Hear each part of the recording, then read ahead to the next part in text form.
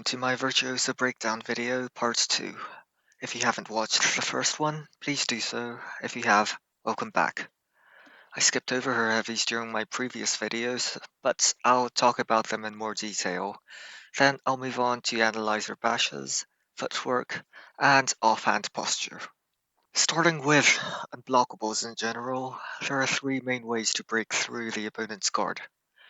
The first is to have a much heavier weapon, as demonstrated in this old clip of me fencing against a Guandao with a longsword. The second is to have better structure and mechanical advantage. In this clip, I had the weak of their sword and blew through. The third is to attack so that it goes over their guard. This is the most similar to what Virtuosa has, although I would have appreciated it if she had first primed a cut instead of a thrust for deception. For her hyper armor heavies, she does have the classic Landsknecht half plate. However, I do agree that the property isn't thematic or historical for a rapier wielder, who would have used the sword mainly in an armored duels or Blossfechten. Moving on to her bashes, her slap and spinning back kick are cool but unrealistic for obvious reasons.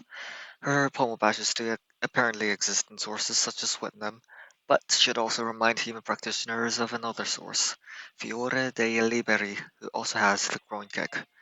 Why would you put yourself into a situation where you would march like with a rapier? Moving on.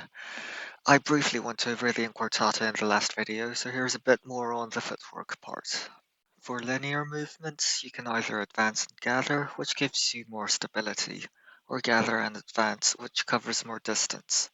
Virtuosa does the latter, and her feet cross, which also arguably makes this a passing step. Plus there's the lunge.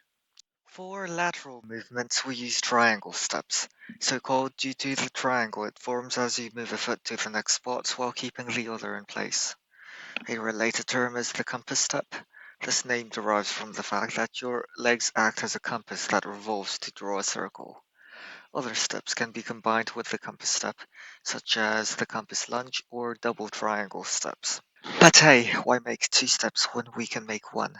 The resulting footwork for the inquartata helps us cover distance as we step off to the side, which gives us both an offensive and defensive advantage by covering more of ourselves while going over their sword. However, the resulting posture is not the best in terms of biomechanics and balance. Making it your idle stance is just showing off. You know what else is showing off? That offhand placement she assumes in her swarm posture. Of the very few number of sources where the inside shoulder is depicted forward, the offhand is usually drawn back as to not be a target. The placement in her guard posture is marginally better, and she is meant to be showing off, but I still would have preferred it to be at her back. Her swarm posture does actually have her hand at her hip, much in line with earlier sources that prefer shorter steps and more cuts. She does have it pointing more forward, however, and it will be a target, speaking from experience.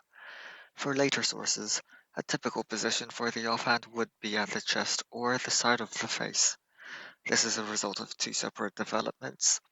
For the lunge, stretching the offhand in the opposite direction acts as a counterbalance, while thrusts begin to be countered by hand parries, which would be impossible in a system with more cuts. As we move on to the evolution of the rapier into smallsword and Olympic fencing, we find that hand parries are no longer feasible anymore due to the speed of the blades, but lunges are still meta. This is where the classical foil hand position comes in. It might look funky, but it rotates the shoulder to its maximum angle so that the chest is opened during lunging.